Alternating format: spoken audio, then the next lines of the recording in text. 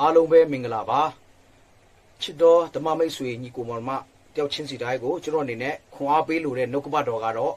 ဟေရှာယအနာဂတိကျမ်းခန်းကြီး6အငယ်1ကနေ10ဖြစ်ပါတယ်နှုတ်ကပတ်တော်ကျမ်းချက်ကိုအရင်ဆုံးကျွန်တော်ဖတ်လို့ပါတယ်ဩဇိမင်းကြီးအနိစ္စရောနှင့်ဒုံထာဝရဘုရားသည်အလိုမြင့်မြတ်သောပလင်ပေါ်မှာထိုင်တော်မူသည်ကိုငါမြည်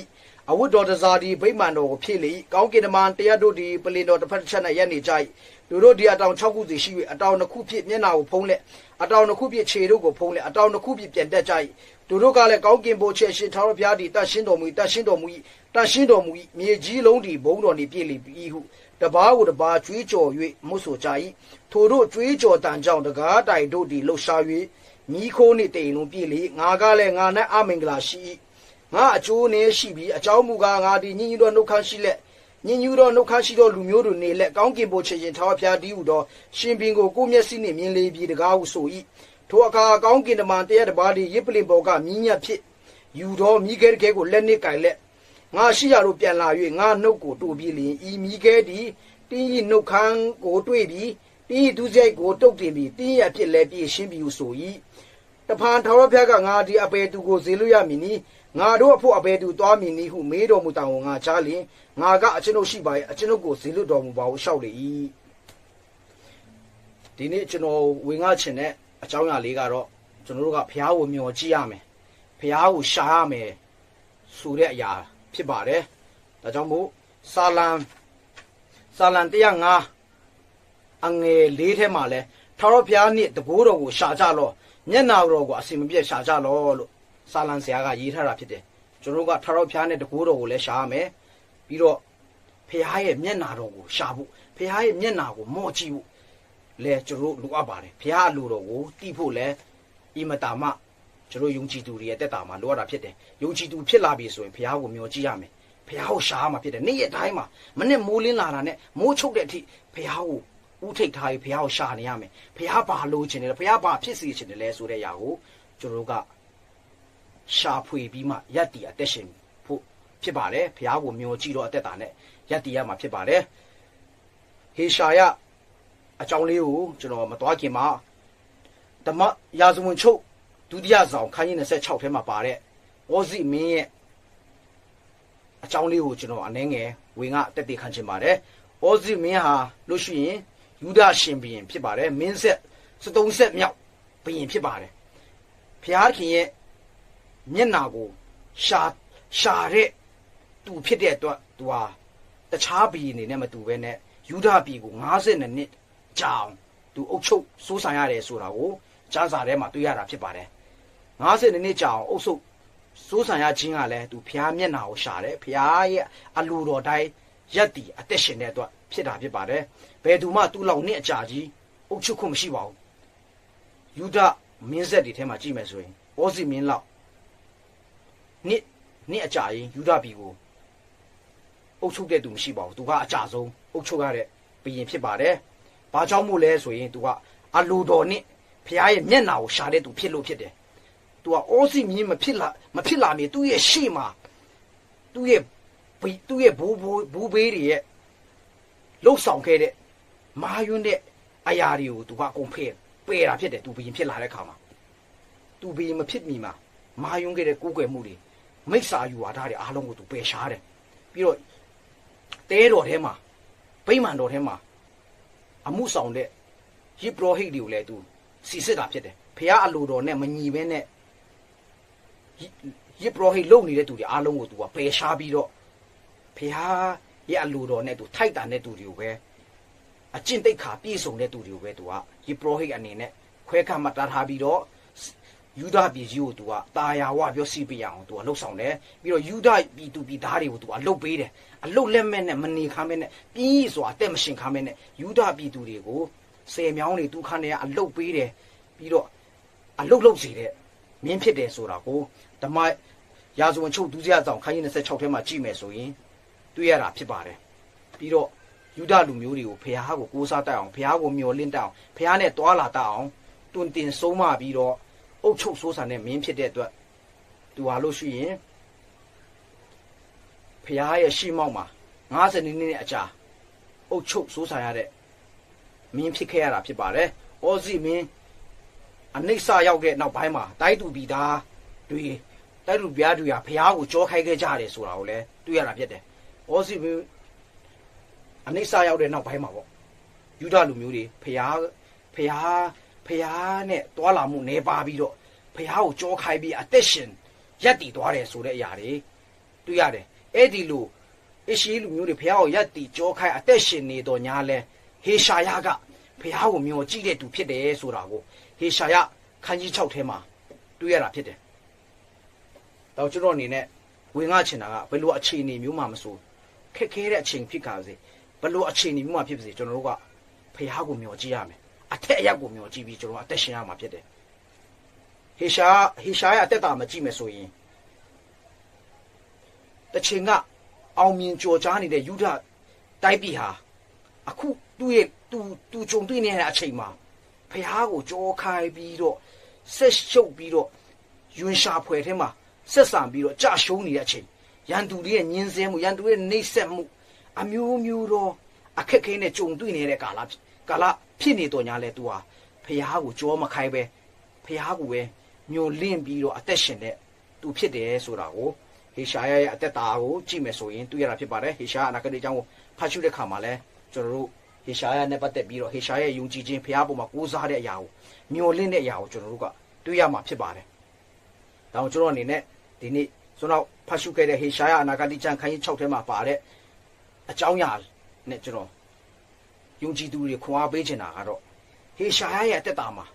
နော်ယူဒလူမျိုးတွေဖျားကိုကြောခိုင်းနေတော့ညာလဲသူကဖျားကိုကြောမခိုင်းပဲနဲ့ဖျားကိုမျှော်ကြည့်နေတယ်ဖျားမျက်နာကိုရှာနေတဲ့သူဖျားရဲ့ဗျာဒိတ်တော်ယူပါယူနဲ့သူဖျားရဲ့အတန်ကိုသူကြားရတာဖြစ်တယ်။တော့ဒီကျမ်းထဲမှာပြောထားတယ်။အိုစီမင်းအနိစ္စရောက်တော့နစ်သူနဲ့ထာဝရဘုရားဒီအလိုမြင့်မြတ်တော်ပလင်တော်မှာထိုက်တော်မူသည်ကိုငါမြင်၏လို့ပြောတာကြည့်။အိုစီမင်းအနိစ္စရောက်ပြီးတော့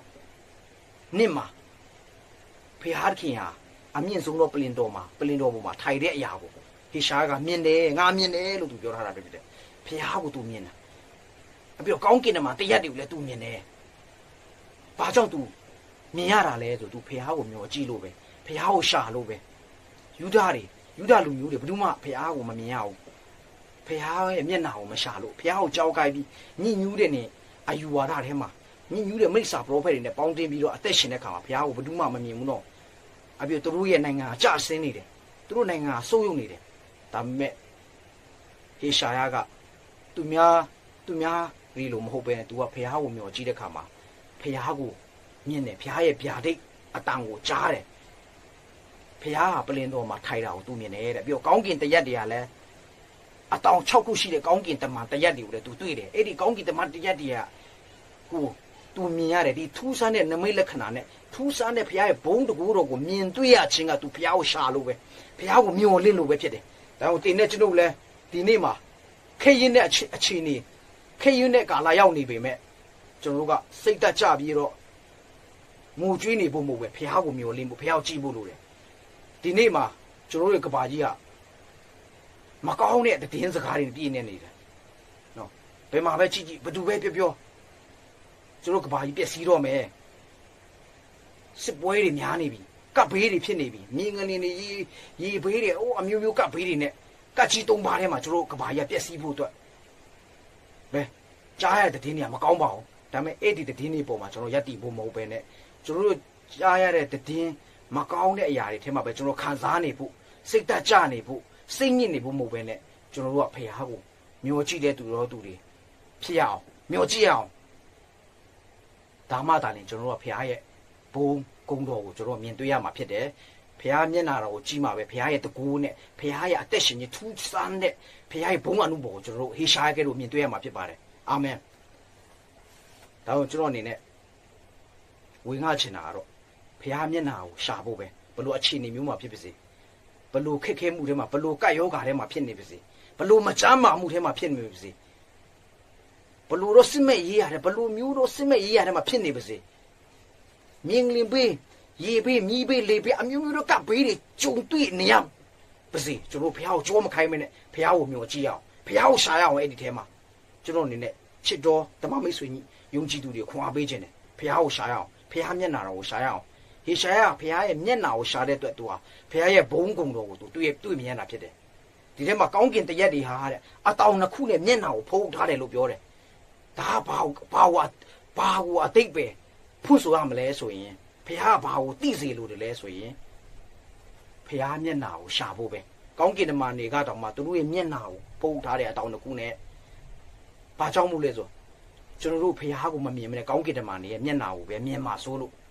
ဖခင်ရဲ့မျက်နှာကိုပဲကျွန်တော်တို့မြင်ဖို့ကောင်းကင်တမန်တွေကသူတို့ရဲ့မျက်နှာကိုဖုံးထားတာဖြစ်တယ်ဒါကြောင့်ကျွန်တော်တို့ကဖခင်မျက်နှာကိုရှာဖို့လိုတယ်ဆိုတာကို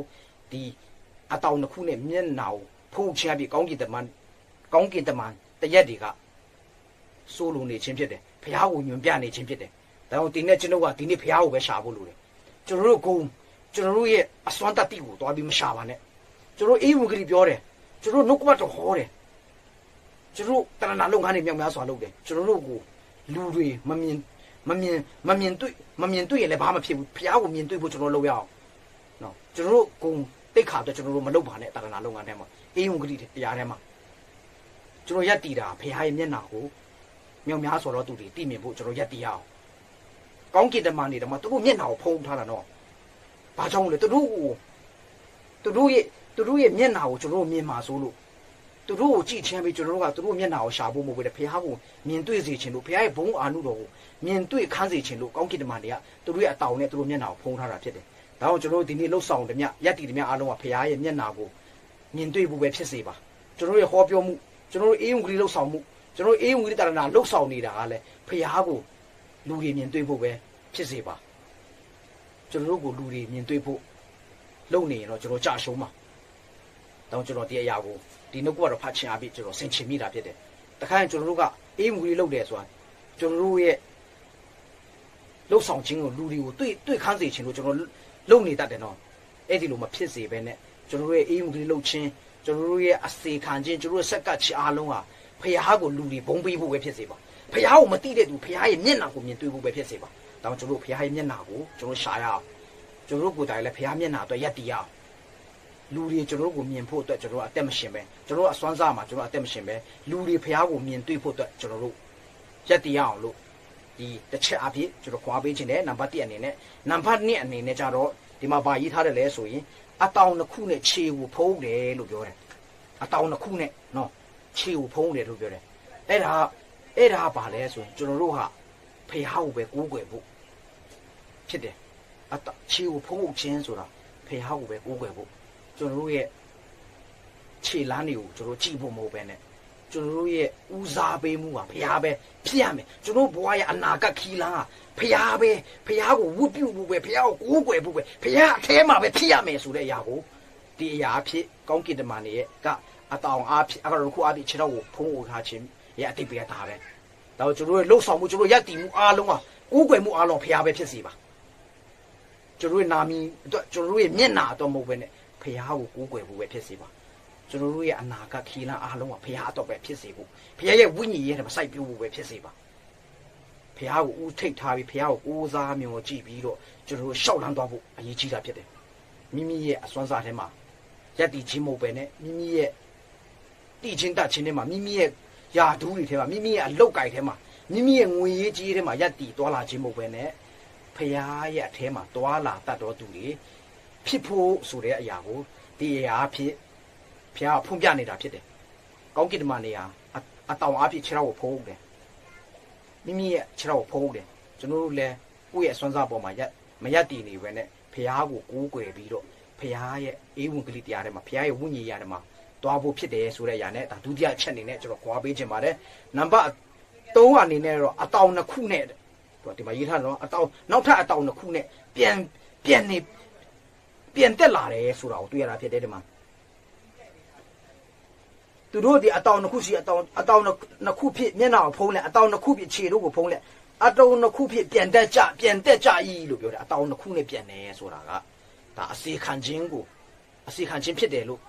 ကျွန်တော်ဖွင့်ဆိုပြီးတော့ခွန်အားပေးချင်တာဖြစ်တယ်ကျွန်တော်တက်တာမှာလဲဖခင်အတွက်အစေခံဖို့ဖခင်ရဲ့တက်တည်ဖြစ်ဖို့အရေးကြီးတယ်ဖခင်ရဲ့တက်တည်အနေနဲ့တွားဖို့လိုတယ်အောက်မှာဆက်ဖတ်တဲ့ခါမှာတန်းအောက်မှာဆက်ဖတ်တဲ့ခါမှာပေါ့ ဘာလဲဆိုရင်အတောင်တစ်ခုအတောင်တစ်ခုနဲ့ပြန်တက်ကြ၏တဲ့သူတို့ကလည်းကောင်းကင်ဘုရှင်ထာဝရဘုရားသည်တန်ရှင်းတော်မူ၏ဟုမြေကြီးလုံးဒီဘုံတော်နဲ့ပြည့်လေပြီးတပါးဟုကြွေးကြော်ပြီးမွတ်ဆိုကြတယ်လို့ပြောတယ်အတောင်တစ်ခုနဲ့ပြန်တက်ပြီးဘုရားတန်ရှင်းတယ်ဆိုပြီးတော့မြေကြီးပေါ်မှာရှိတဲ့သူတွေကြားဖို့အတွက်ကြွေးကြော်တယ်လို့ပြောထားတယ်ချီးမွမ်းတယ်လို့ပြောထားတယ်ဒါကြွေးကြော်တယ်ချီးမွမ်းတယ်တောင်ကျိုးတို့တက်တာမှာအစီခံခြင်းအတက်တာနဲ့တူဘုရားကိုကိုးကွယ်ပြီးတော့ဘုရားထဲမှာချီးမွမ်းခြင်းနဲ့အသက်ရှင်ရမယ်ဆိုတဲ့အရာကိုကျွန်တော်ကဒါကိုဒီနှုတ်ကပတ်တော်ဖတ်ခြင်းအပြင်နားလည်ရတာဖြစ်တယ်ဒီနံပါတ်3အနေနဲ့ကတော့အတောင်တစ်ခုနဲ့ပြန်တက်ခြင်းကတော့အစီခံခြင်းချီးမွမ်းခြင်းတည်င်းစကားကြားပြောခြင်းဖြစ်တယ်ကျွန်တော်တို့ကယုံကြည်သူဘုရားရဲ့တာရီဖြစ်တယ်ဆိုရင်မိမိရဲ့အသက်တာမှာဘုရားရှင်ဘလောက်ကောင်းမြတ်တယ်လဲဆိုတာကိုသူတစ်ပါးစီကိုဝေငါတက်တခံတဲ့အသက်တာနဲ့သူပြန်တက်ရမှာဖြစ်တယ်အစီခံရမှာဖြစ်တယ်ဘုရားဘုန်းကိုလူတွေမြင်ဖို့အတွက်ကျွန်တော်အစီခံရမယ်ဘုရားမျက်နာကိုလူတွေမြင်ဖို့အတွက်ကျွန်တော်အစီခံရမယ်ရက်တည်ရမယ်ဘုရားကိုလူတွေကိုးကွယ်လာဖို့ဘုရားလေလူကိုဘုရားလူတွေဘုရားကိုဥထိတ်ထားပြီးတော့အသက်ရှင်လာပြီးဘုရားကိုဥပြုလာဖို့အတွက်ကျွန်တော်တို့ကအစီခံပြီးတော့တက်တည်ထူရမယ်ကျွန်တော်ကအေးဝင်ကလေးစကားကိုကြားပြောရမယ်မြောက်များဆိုတော့ဘုရားကိုမတိသေးတဲ့သူတွေဘုရားမျက်နာကိုမြင်လာဖို့ဘုရားကိုကိုးကွယ်လာဖို့ကျွန်တော်တို့ကအစီခံနေဖြစ်ရမယ်ဘုရားတည်င်းစကားကိုတည်ဆောင်တဲ့သူတွေဖြစ်ရမယ်ဆိုတဲ့အရာကိုဒီနံပါတ်3အနေနဲ့ကျွန်တော်ဒီနေ့ခွန်အားပေးခြင်းတယ်မဟုတ်လို့ကတော့ကျွန်တော်တို့ရဲ့ယုံကြည်သူတွေရဲ့အသက်တာဘလို့မှဘုရားဘုန်းတော်မထင်ရှားနိုင်ဘူးဘုရားဘုန်းတော်ထင်ရှားဖို့ဆိုတာကျွန်တော်ဘုရားရဲ့မျက်နာကိုကျွန်တော်ကြည့်ဖို့လိုတယ်ဘုရားရဲ့အလိုတော်ကိုရှာဖို့လိုတယ်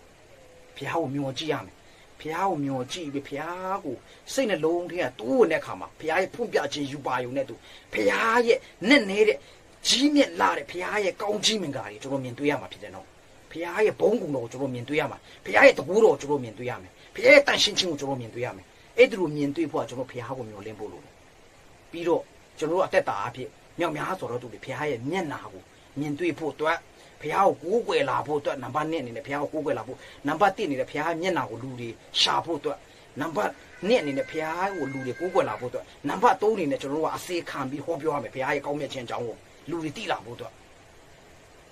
ဒါမှစံချိန်မီတဲ့ကျွန်တော်ယုံကြည်သူဖြစ်မှာနော်ဘုရားရဲ့လူတွေဖြစ်လာမှာနော်ပြီးတော့အောက်မှာတန်ရှင်းနောက်ထပ်တန်ရှင်းကောင်းကင်တမန်တွေကဘုရားခင်ကတန်ရှင်းတော်မူဆိုပြီးကြွေးကြော်တယ်ဆိုတာလည်းပါတာဖြစ်တယ်အဲ့ဒါဘာလဲဆိုရင်ဘုရားရဲ့တန်ရှင်းခြင်းကိုကျွန်တော်တို့ကမြင်တွေ့ချီးမွမ်းနိုင်ဖို့ကကျွန်တော်ဘုရားကိုမျှော်ကြည့်ရမယ်ဘုရားကိုမျှော်လင့်ရမယ်ဘုရားကိုရှာရမယ်ဘုရားကိုကိုးကွယ်ရမယ်ပြီးတော့ဘုရားရဲ့တရဏထဲမှာကျွန်တော်ရပ်တည်ရမယ်အဲ့ဒီအခါမှာဘုရားရဲ့တန်ရှင်းခြင်းကိုကျွန်တော်မြင်လာမယ်အဲ့ဒီတန်ရှင်းခြင်းကိုမြင်လာတဲ့အခါကျမှကျွန်တော်တို့ဟာမကောင်းဘူးဆိုတာကိုကျွန်တော်သိမြင်လာမှာဟေရှာယရဲ့အသက်တာမှာဆိုလဲကြည်ပါဘုရားကိုမျှော်ကြည့်တဲ့အခါမှာဘုရားရဲ့ကောင်းကင်တမန်နဲ့သူထူးဆန်းတဲ့ဘုရားရဲ့တကူတော်တွေဘုရားရဲ့နမိတ်လက္ခဏာတွေဘုရားရဲ့အသက်ရှင်ခြင်းတွေကိုမြင်တွေ့ပြီးတော့ဘုရားရဲ့စကားပြောခြင်းကိုခံရတယ်ဘုရားမျက်နှာကိုရှားမယ်ဘုရားကိုကိုးကွယ်ရမယ်ဘုရားအစီခံရမယ်ဆိုတာ तू နားလည်လာတယ်ပြီးတော့ဘုရားရဲ့တန်ရှင်းခြင်းတွေကို तू မြင်တွေ့လာပြီးတော့ तू ကမကောင်းဘူးဆိုတာကိုလည်း तू တွေ့မြင်တာဖြစ်တယ်ဒါကြောင့်ကျမ်းစာထဲမှာကြည့်မယ်ဆိုရင်ငါထဲမှာကြည့်မယ်ဆိုရင်ဟေရှာကဘာပြောထားလဲငါကလည်းငါ၌အမင်္ဂလာရှိလို့ဟေရှာကပြောထားတာဘာကြောင့်မို့လဲဆိုဘုရားကတန့်ရှင်းတဲ့အတွက်ငါဟာမကောင်းပါလားဆိုတာသိမြင်လာတယ်ငါဘုရားနဲ့မထိုက်တာပါလားဘုရားမျက်နှာကိုငါဖူးမြင်ခြင်းမထိုက်တာနဲ့သူဖူးတွေ့ကိုမရင်ဖူးတွေ့ကိုရဖို့မထိုက်တာနဲ့သူပါလားဆိုတာသူသိမြင်လာတာဖြစ်တယ်ပြီးတော့ငါနှုတ်ခမ်းကညှဉ်းညူးတယ်ဆိုတာသူသိလာတယ်ငါနှုတ်ခမ်းညှဉ်းညူးတယ်ပြီးငါဟာညှဉ်းညူးတဲ့လူတွေနဲ့နေတဲ့သူဆိုတာမိမိရဲ့နေရာကိုလည်းသိတာမိမိရဲ့ဖြစ်ခြင်းမိမိရဲ့နေရာမှာကိုလည်းသူသိလာတယ်ကိုဟာမကောင်းဘူးဆိုတာသိလာပြီးတော့ဖခင်ရဲ့ကျေးဇူးတော်တွေကိုဖခင်ရဲ့တန်ရှင်းခြင်းတွေကိုဝန်ခံတတ်လာတယ်ဆိုတာကျမ်းစာထဲမှာတွေ့ရတယ်နော်ယေရှာကတော့ကျမ်းစာထဲမှာပြောတယ်ငါကလည်းငါ၌အမင်္ဂလာရှိငါအကျိုးနဲ့ရှိပြီတဲ့အကြောင်းမူကငါဒီညဉ့်ညူးတော့နှုတ်ခမ်းရှိလို့ပြောထားတယ်ပြီးတော့ညဉ့်ညူးတော့နှုတ်ခမ်းရှိတော့လူမျိုးတို့နေလက်ကောင်းကင်ရှင်ထာဝရဘုရားဒီဟုသောရှင်ဘုရင်ကိုကိုမျက်စိနဲ့မြင်လေပြီတကားဟုဆို၏ဖခင်ကိုမြင်တယ်မြင်တွေ့ဖို့မထိုက်တန်တဲ့သူဖြစ်တယ်ညဉ့်ညူးတဲ့သူဖြစ်တယ်ညဉ့်ညူးတဲ့သူတွေနဲ့နေတဲ့သူ အပြစ်သားဖြစ်ပါတယ်ဆိုတာကိုကိုသိမြင်ပြီးတော့ဖះနဲ့မထိုက်တန်တဲ့သူဖြစ်တယ်ဆိုတာဟေရှာယကသူ့ရဲ့ဖြစ်ချင်းအမှန်ကိုသိမြင်လာပြီးတော့ဝန်ခံတာဖြစ်တယ်။ဒါကြောင့်ကျွန်တော်တက်တာမှာလဲကျွန်တော်တို့ဟာမထိုက်တန်ဘူးဆိုတာသိဖို့လိုတယ်နော်။ကျွန်တော်တို့ကကယ်တင်ခြင်းနဲ့မထိုက်တန်တဲ့သူတွေယေရှုတရားနဲ့မထိုက်တန်တဲ့သူတွေဖြစ်တယ်ဆိုတာသိဖို့လိုတယ်။သိမြင်ဖို့လိုတယ်။အဲ့လိုသိမြင်ဝန်ခံနိုင်မှကျွန်တော်တို့ကတန်ရှင်းခြင်းကိုရမှာနော်။ဟေရှာယတက်တာမှာကြည့်။ तू မတာညညူးမှညညူးကြောင့်ဝန်ခံတဲ့အခါမှာအောက်ထဲမှာခန်းကြီး6ထဲမှာကြည့်မယ်ဆိုခန်းငယ်6ထဲမှာကြည့်မယ်ဆိုထိုခါကောင်းကင်မှာတရက်တပါးတည်တဲ့ယေပလင်ဘောကမြင်းရဖြစ်ယူတော့မိခဲတကယ်ကိုလက်နစ်ကင်လက်ငါရှိရလို့ပြန်လာ၍ငါနှုတ်ကိုတို့ပြီးလေဤမိခဲတဲ့တင်းရဲ့နှုတ်ခမ်းကိုတွေ့ပြီးတင်းရဲ့ဒူးစရိုက်ကိုတုတ်တင်ပြီးတင်းရဲ့ဖြစ်လဲဖြည့်ရှင်းပြီလို့ပြောတယ်ဟာလေလုယာအာမင်ကျွန်တော်တို့ဝန်ခံခြင်းအပြင်ကျွန်တော်အပြစ်လွတ်ခြင်းရမှာနော်ဟေရှာကသူ့ကိုသူသိမြင်ပြီးသိမြင်ခြင်းအပြင်သူအပြစ်လွတ်ခြင်းခံစားရတယ်ပထမဆုံးကိုသိမြင်ဖို့ကလည်းဘုရားရဲ့တန်ရှင်းခြင်းဘုရားရဲ့ကြီးမြတ်ခြင်းဘုရားရဲ့ဘုန်းကုံတော်ကိုကျွန်တော်ကအရင်မြင်ဖို့လိုတယ်နော်ဒါကျွန်တော်ဘုရားကိုမျှော်ကြည့်ပါလို့ပြောတယ်ဘုရားရှိကိုပြန်လာပါလို့ပြောတာဘုရားရှိကိုကျွန်တော်ပြန်လာဖို့လိုတယ်အဲ့လိုပြန်လာခြင်းအပြင်ဘုရားရဲ့တန်ရှင်းခြင်းကိုကျွန်တော်မြင်ခြင်းအပြင်ကျွန်တော်တို့ဟာမကောင်းပါလားကျွန်တော်တို့ကမတန်ရှင်းပါလားဆိုတော့ကျွန်တော်တို့ကသိမြင်လာပြီးဝန်ခံတဲ့ခါမှာကျွန်တော်တို့ကအပြစ်လွတ်ခြင်းတကူခံစားရမှာဖြစ်တယ်ကျွန်တော်တို့ကမထိုက်တန်ပါဘူးနော်ကျွန်တော်ကယ်တင်ခြင်းနဲ့မထိုက်တန်အောင်ကျွန်တော်တို့ကဘုရားအမျိုးမဟုတ်ပါဘူးကျွန်တော်ကညှဉ်းညူးတဲ့သူတွေမွေးကလေးကမစင်ကြဲတဲ့မွေးကလေးကလည်းမတန့်ရှင်းတဲ့သူတွေစဲတတ်တဲ့ငိုတတ်တဲ့လောဘဒေါသမောဟရှိတဲ့လူတွေညှဉ်းညူးတဲ့သူများရဲ့မျက်ခုံးမွေးပေါ်မှာဇင်းချန်လျှောက်ချင်တဲ့သူတွေပဲကျွန်တော်လူသားတွေကအာတတဘောတဘွားနဲ့ပြေးသွားတဲ့သူတွေဘလို့မှမကောင်းတဲ့သူတွေဘလို့မှဖျားခင်နိုင်ငံတော်နဲ့ကျွန်တော်မဆက်ဆံဘူးကယ်တင်ခြင်းနဲ့ကျွန်တော်မဆက်ဆံဘူးဒါပေမဲ့ကျွန်တော်မထိုက်တန်ပေမဲ့ကျွန်တော်ကအဲ့ဒီကျွန်တော်မကောင်းတဲ့အရာကိုသိမြင်ပြီးဝန်ခံပြီးယေရှုခရစ်တော်ရဲ့ဂျေဇုတော်နဲ့ယေရှုခရစ်တော်ရဲ့အသေးခံပေးခြင်းအသွေးသွင်းခြင်းကယ်တင်ခြင်းလက်ဝါးကိုက်တဲ့မှာပြုခဲ့တဲ့ယေရှုခရစ်တော်ရဲ့အသွေးတော်အားဖြင့်ကျွန်တော်တို့ကယ်တင်ခဲ့တဲ့ဂျေဇုတရားကိုကျွန်တော်သိမြင်ခြင်းအားဖြင့်ကျွန်တော်ကထိုက်တန်တော်သူတွေဖြစ်ခွင့်ရမှာနော်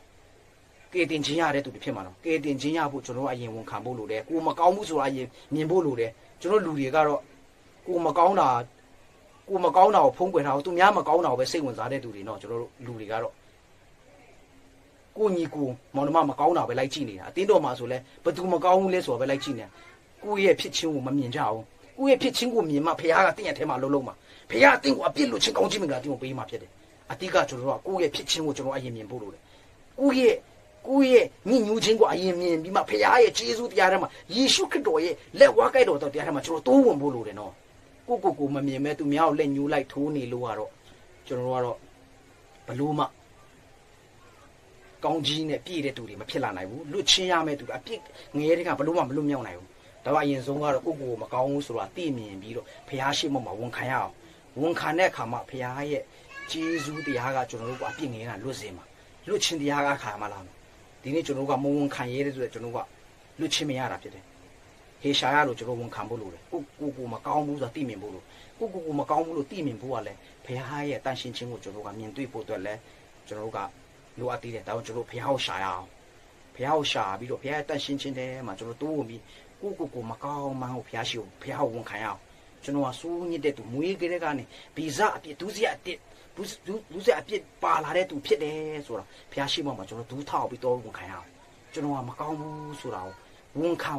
ဝန်ခံမှသိမြင်မှဘုရားရဲ့ကျေးဇူးတော်တွေကိုကျွန်တော်ကချီးမွမ်းတတ်လာမှာဖြစ်တယ်ဘုရားရဲ့ဂုဏ်တော်တွေကိုကျွန်တော်တို့ကမျက်မှောက်ပြုတတ်လာမှာဖြစ်တယ်ကိုယ့်ရဲ့အစွမ်းစားပေါ်မှာကိုမနယ်ဆိုပြီးတော့တွားနေလို့ကတော့ဘလို့မှကဲတင်ချင်းကောင်းချင်းမင်္ဂလာကျွန်တော်ခံစားရမှာမဟုတ်ဘူးဟာငါလုံနိုင်တယ်ငါရဲ့အစွမ်းစားငါရဲ့ဥစ္စာငါစီးစိမ်ပေါ်မှာရပ်တည်နေလို့ကတော့ငါအမှန်ဆုံးမင်းတို့ကမားတယ်ငါလုံတာမှငါဆိုတဲ့လူတွေကတော့ဘလို့မှဖခင်ရဲ့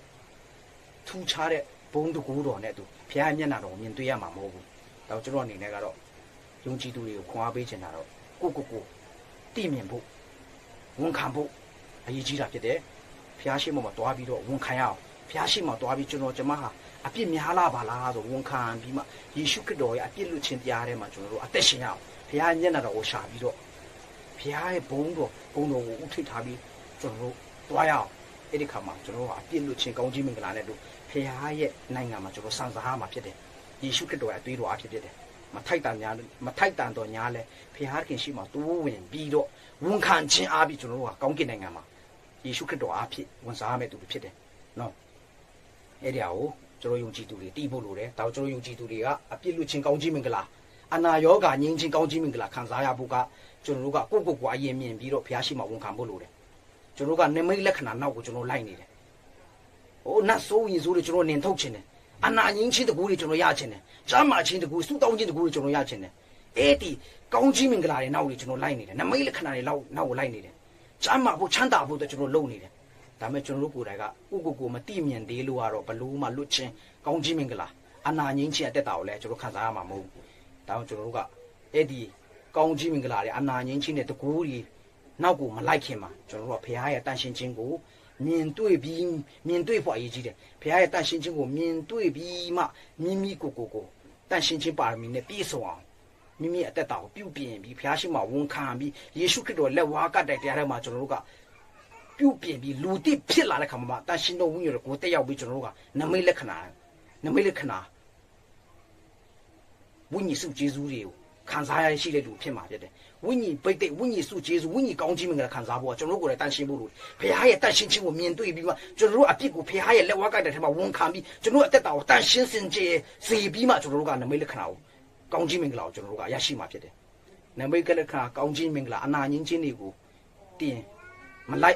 မလိုက်ပါနဲ့အဲ့ဒီကောင်းခြင်းမင်္ဂလာနောက်ကိုတင်မလိုက်ပါနဲ့အနာငြင်းခြင်းနောက်ကိုတင်မလိုက်ပါနဲ့တင်ဘုရားရဲ့တန်ရှင်းခြင်းကိုမြင်ဖို့အတွက်အရင်ဆုံးတည့်တက်တာကိုပြုပြင်ပါအဲ့ဒီအခါမှာနမိတ်လက္ခဏာဆိုတာတင်နဲ့ကျွန်တော်အထက်မှာဖြစ်လာမှာဖြစ်တယ်တန်ရှင်းတော်ဝိညာဉ်တော်အဲ့ခါမှာကျွန်တော်တို့မှာကျင်းဝပြီးတော့အခြားတော့ပါတဲ့စကားကိုပြောတတ်လာမယ်နမိတ်လက္ခဏာတွေအနာငြင်းခြင်းတွေနတ်ဆိုးတွေကိုနိုင်ရောက်တော့ခွင့်နေစုတောင်းခြင်းတကူတွေအစိတ်ရှိတဲ့မွေကီမီကောက်တွေကိုဖမ်းကန်ပြီးအစိတ်တောက်တွေကင်းလို့ရတဲ့အခွင့်တွေအဲ့ဒီခါမှာကျွန်တော်ရမှာဖြစ်တယ်ဘုရားရဲ့တန်ရှင်းခြင်းထဲမှာကျွန်တော်တို့ကဝန်ခံပြီးကျွန်တော်တို့ကိုကျွန်တော်ပြုပြင်ပြီးကျွန်တော်ကိုယ်တိုင်ကလည်းဘုရားရဲ့တန်ရှင်းခြင်းထဲမှာရောက်သွားတဲ့ခါမှာကျွန်တော်တို့ကဝိညာဉ်ပိတ်တိတ်အဲ့ခါမှာကျွန်တော်ရမှာဖြစ်တယ်လူတွေကတော့ဝိညာဉ်ပိတ်တိတ်ကိုလိုချင်တယ်ကောင်းခြင်းမင်္ဂလာကိုလိုချင်တယ်နမိတ်လက္ခဏာကိုလိုချင်တယ်ဒါပေမဲ့မိမိကိုယ်ကမတန်ရှင်းတဲ့ခါမှာဒီအရာနဲ့ကျွန်တော်တို့ကဝေးနေတာဖြစ်တယ်ဒီအရာတွေကိုကျွန်တော်မခံစားရတာကတော့ကျွန်တော်ကိုယ်တိုင်မတန်ရှင်းလို့ဘုရားရဲ့တန်ရှင်းခြင်းကိုကျွန်တော်မသိလို့တန်ရှင်းခြင်းထဲမှာကျွန်တော်မရတည်လို့ဒါကိုကျွန်တော်အနေနဲ့ခွန်အားပေးခြင်းတာကကျွန်တော်ဘုရားကိုမျှော်ကြည့်အောင်ဘုရားကိုကိုးကွယ်အောင်ဘုရားရှိမှမှာကျွန်တော်ရက်တည်အောင်ဘုရားနာမတော်အိမ်ဦးထဲမှာကျွန်တော်စိုက်ပြောအောင်ပြီးတော့ဘုရားရဲ့တန်ရှင်းခြင်းထဲမှာကျွန်တော်တို့အမိလိုက်အောင်